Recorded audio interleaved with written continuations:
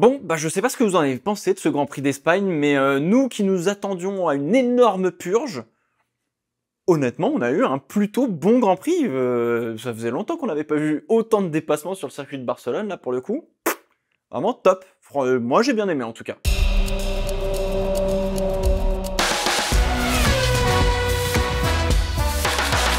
Salut tout le monde, bienvenue dans le Fast 5, 5 réactions sur le Grand Prix d'Espagne 2022 de Formule 1. C'est parti. On commence avec la première réaction, on va parler de la mauvaise journée de Ferrari pour ce Grand Prix. Pourtant, ça partait vraiment plutôt bien. Alors Charles Leclerc en pole position, Sainz P3 sur la grille, ça a laissé augurer de belles choses puisque Perez n'était que 5e avec un George Russell très bon P4 et un Lewis Hamilton qui partait en médium. Honnêtement, on avait de quoi se creuser les méninges pour la stratégie. Mais à 2 contre Verstappen, maximiser le résultat pour Ferrari, c'était plus une question de bonne exécution, plus que d'effort, et c'est là où ça n'a pas bien fonctionné.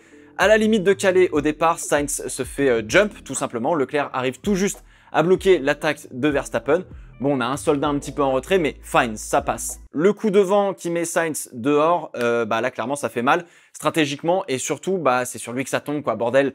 Bon, alors, derrière, ça va, c'est imité, entre guillemets, par Verstappen qui perd un petit peu moins dans l'affaire, mais là, c'est un petit peu trop dur pour Sainz. Comme je vous l'avais dit, il va faire un super taf dans le peloton, mais pour jouer devant, il lui manque encore ces quelques dixièmes qui s'acquièrent peut-être plus au mental qu'au talent. Bon, alors, après son excursion dans les graviers, il avait aussi des dégâts sur la voiture, donc bon, ça n'a pas arrangé les choses pour Ferrari. Leclerc mène largement, on avait peur de la dégradation des pneus de manière un peu prématurée pour Ferrari sur les longs relais. Finalement, ça tient super bien, il est confortable, il gère la course parfaitement. En plus de ça, George Russell s'occupe de Verstappen et boum, le moteur lâche, problème de fiabilité. Bon, alors ça arrive, on va pas leur tomber dessus, c'est la première fois cette année. Mais il faut pas que ça arrive trop souvent non plus, évidemment. Il faut bien passer entre guillemets par cette case problème de fiabilité d'une manière ou d'une autre pendant une saison qui est longue comme ce qu'on a aujourd'hui avec 22 Grands Prix. De manière comptable, le hold-up est pour Red Bull, doublé et meilleur tour en course, le maximum de points possible et hop, tout de suite, Red Bull prend la tête et creuse l'écart de 26 points tout de même. Pareil pour le championnat pilote, on pensait que Leclerc avait une bonne marge assez confortable, c'était plutôt le cas d'ailleurs, mais Verstappen a toujours soit gagné, soit abandonné pour un Grand Prix cette année. 6 petits points d'écart avec Leclerc deuxième. Bref, la bataille continue et promet d'être haletante, surtout s'il y a un petit George Russell qui vient s'immiscer, là ça pourrait être pas mal. Deuxième réaction, obligé de vous parler des Mercedes. Beaucoup de choses à dire sur eux. Encore une fois, j'ai envie de vous dire, les améliorations marchent bien. Oui, on a découpé le plancher de la voiture pour y mettre une sorte un petit peu d'aile. On a refait un aileron avant. Bref, les améliorations sont nombreuses et le résultat, il est là.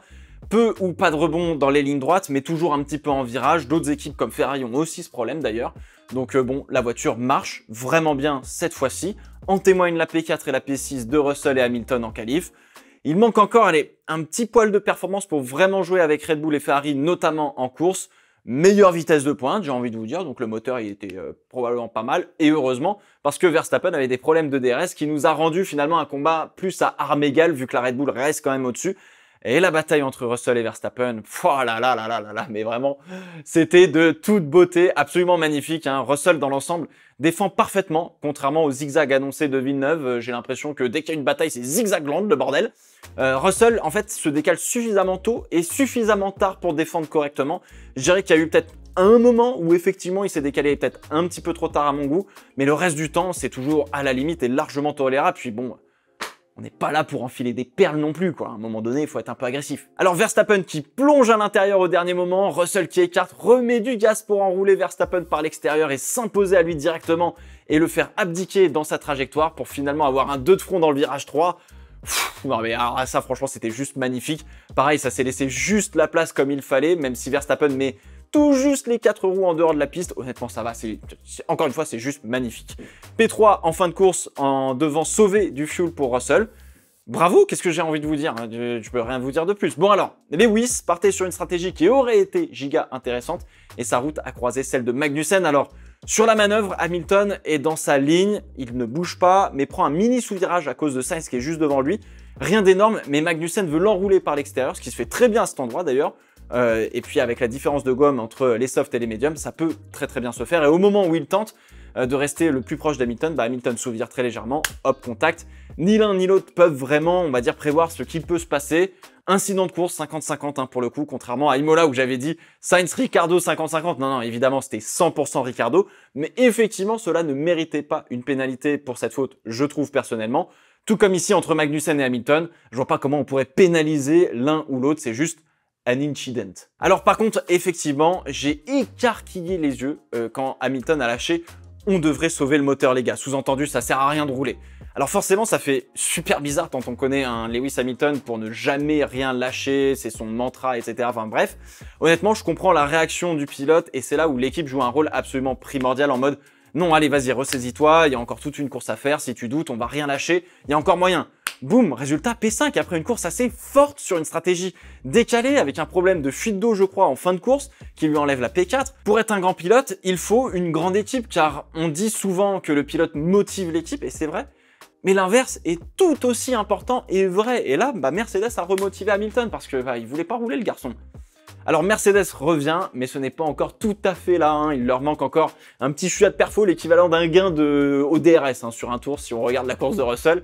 Si Hamilton avait été dans le combat, l'histoire aurait été peut-être plus compliquée pour Red Bull, je pense pour le coup. Car un 2 contre 1 stratégiquement, ça allait être trop dur pour Russell. Quoi qu'il arrive, il allait se faire dépasser par Verstappen et Perez.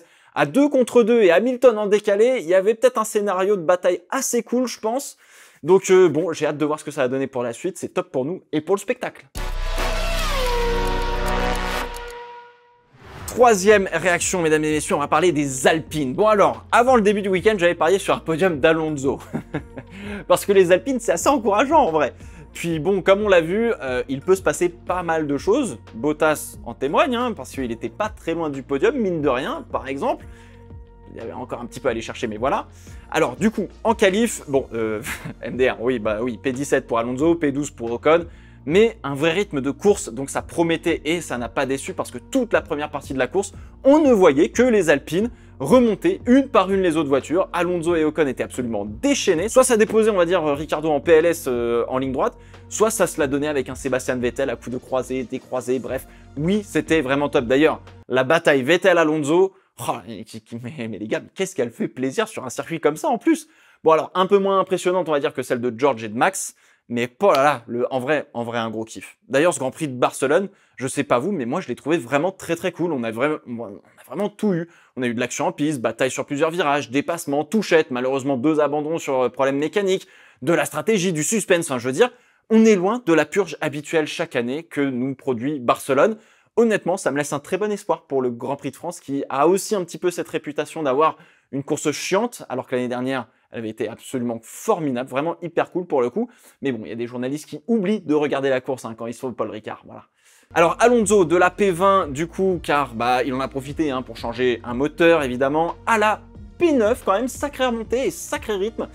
Pareil pour Ocon, P7 à l'arrivée, des points dans le panier, ça fonctionne très bien face à Norris qui a quand même dû pas mal en baver avec son amygdalite, je sais pas comment on dit.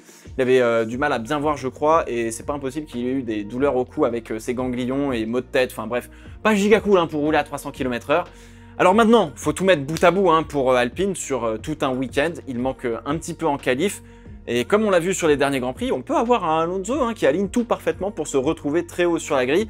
Va falloir travailler là-dessus et encore plus, car ce week-end, c'est Monaco. Donc autant vous dire qu'il va falloir être absolument parfait en qualif parce que bah, pour doubler, ça risque d'être vraiment impossible avec la taille de ces voitures. Mais bon, comme elles peuvent se suivre, j'ai envie d'être un petit peu optimiste et de me dire que bah, en ayant un ou deux petits dive bombs bien placés, ça peut nous animer la course. Quatrième réaction, on va parler un petit peu d'Aston Martin, ou plutôt des Red Bull vertes. Alors, bon, pour les petits nouveaux, vous ne le savez peut-être pas, mais cette équipe Aston Martin, c'est pas la première fois qu'on la voit pomper le dessin d'une voiture sur la feuille du voisin. En 2020, Aston Martin, anciennement Racing Point, est arrivé à Barcelone aux essais hivernaux avec le clone de la Mercedes W10 de 2019. On mettait 2 photos côte à côte, ce qui changeait, c'était la couleur de la voiture. Alors, étant donné les liens entre Racing Point et Mercedes qui fournit le moteur notamment à Racing Point, on s'est dit, c'est pas possible, ils leur ont filé toute la bagnole les mecs. Ce qui est formellement interdit. Le championnat du monde des constructeurs en Formule 1 oblige chaque écurie à construire sa propre voiture. C'est-à-dire qu'il y a des éléments que l'équipe doit concevoir et construire elle-même, comme le châssis, les éléments de carrosserie et d'autres choses évidemment. Alors il y a d'autres éléments que l'on peut acheter à d'autres écuries, hein, le moteur, la boîte de vitesse, les suspensions et j'en passe, il y en a aussi d'autres, mais il y a quand même un minimum à fournir pour être constructeur. Alors très compliqué au final hein, de dire s'ils ont pompé les plans ou si c'est juste une très bonne copie. J'en ai fait une vidéo il y a 2 ans pour le coup, car l'affaire est assez complexe, je vous invite à la revoir si jamais vous l'avez pas vue. Aujourd'hui, rebelote, mais cette fois-ci avec Red Bull. Alors au premier abord, on se dit, ils sont fait forts, hein, parce que l'écurie Aston Martin et Red Bull, ils ont absolument aucun lien. Donc soit ils ont fait ce que l'on appelle de la rétro-ingénierie, c'est-à-dire prendre une photo de la voiture et la reproduire directement sur ordinateur, comme si vous l'aviez scanné si vous préférez, soit ils ont eu un coup de pouce d'un gars qu'ils ont recruté chez Red Bull qui s'appelle Dan Fallows. Sauf que le Dan, il est arrivé le 2 avril 2022, après moult négociations avec Red Bull, et les pontons de la voiture, ils se sont pas faits entre l'arrivée le 2 avril et aujourd'hui. Ça paraît très peu probable. Donc on se dit, tiens donc Dan, est-ce que tu aurais pas commencé à travailler pour Aston Martin avant la fin de ta clause de non-concurrence avec Red Bull? Alors, la FIA a mené une enquête justement au préalable hein, et affirme qu'Aston Martin a pu prouver que le design de ses pontons répondait à la réglementation de la F1. En soi, copier, c'est pas un problème, c'est se baser sur des plans existants le problème. Et tant que vous n'utilisez pas vos photos pour directement sortir des plans par ordinateur, hein, comme si vous scanniez votre voiture, quoi, tout va bien en fait. Copier en F1, ça a toujours existé. Je dirais même que ça fait partie intégrante de la F1 de copier les autres. Mais là, j'avoue que la ressemblance est quand même bien frappante, quoi. Bon alors, après, Aston Martin n'a pas apporté que les pontons de la voiture, évidemment. Il y a un nouveau plancher, nouvel aileron, enfin bref, il y a eu du boulot sur la voiture. C'est pas avec des pontons Red Bull que vous retrouvez P3 le dimanche, hein. Donc non, d'un coup sec, ça peut pas arriver, et heureusement d'ailleurs. Alors, j'arrive pas à savoir si c'est le cas, mais j'ai l'impression qu'il y a quand même un petit peu un mieux chez Aston Martin, surtout pour Vettel. Maintenant, il va falloir comprendre cette nouvelle version de la voiture pour pouvoir en extraire le maximum. Donc, la route, elle est encore un petit peu longue hein, pour Aston Martin. Affaire à suivre sur cette Aston Martin, parce que je suis sûr qu'on va en reparler prochainement. 5e et dernière réaction, c'est un petit peu un fourre-tout pour être honnête, parce que en vrai il s'est passé beaucoup de choses sur ce Grand Prix d'Espagne je trouve. Du coup bon, ça allait un petit peu vite, là c'est vraiment les petits trucs que j'ai empilés quoi. Premièrement, la consigne d'équipe qu'on n'aime pas hein, chez Red Bull, mais ne soyons ni dupes ni naïfs. Verstappen c'est le numéro 1, Leclerc a abandonné, c'est le moment de scorer le maximum de points et d'assurer le doublé. Perez il est là pour être au service de Verstappen, même s'il a course gagnée d'avance. Il a signé avec le diable hein, d'une certaine manière, car si Verstappen est dans la course pour la victoire, clairement Verstappen sera toujours derrière d'une manière ou d'une autre. Alors d'un point de vue équipe, c'est horrible, mais c'est exactement ce qu'il faut faire, même si c'est tôt dans la saison. Ils mentent à personne, c'est connu de tous, ils sont derrière Verstappen, donc ils font tout pour qu'ils prennent le max de points à chaque course. Je pense que c'est vraiment peut-être la première fois où Perez peut gagner vraiment la course facilement et où Verstappen est encore en lice pour gagner. Alors je comprends, j'accepte, j'ai beaucoup de mal avec ça parce que j'ai du mal pour Perez, mais je suis pas du tout étonné, mais pas du tout, mais pas le moins du monde les gars. Alors les As pouvaient faire un bon coup à Barcelone, mais Magnussen a été peut-être un poil optimiste, vous me direz dans les commentaires, et Schumacher, j'y croyais vraiment à ses premiers points, mais il a dégringolé, alors vraiment dommage. Honnêtement, je pense qu'ils ont toujours une très bonne voiture, même si elle a 0 amélioration. Ils vont apporter ça à Grand Prix de France, fin juillet, un truc comme ça. Mais ils ont du mal à tout maximiser pour obtenir le résultat qu'ils méritent pour le coup, donc dommage. Bottas, Bottas, hein, j'ai envie de vous dire, meilleur des autres, c'est pas la première fois, ni la dernière, ça fonctionne bien. Et encore de la malchance pour Guanyu Zhou. C'est un peu relou car on peut avoir un vrai potentiel pour Alfa Romeo, surtout vu la performance, il y a moyen de faire un truc avec cette voiture. Pour terminer, les Williams ont cramé leurs pneus et avantage Latifi sur Albon, faut le souligner quand même pour une fois. Course cauchemardesque pour Pierre Gasly, alors que Tsunoda s'en sort vraiment bien. Ça fonctionne pas bien pour Pierrot. Donc voilà, je crois que j'ai parlé d'à peu près tout le monde, je crois, pour cette 5e réaction. J'ai fait le tour de tout le monde là.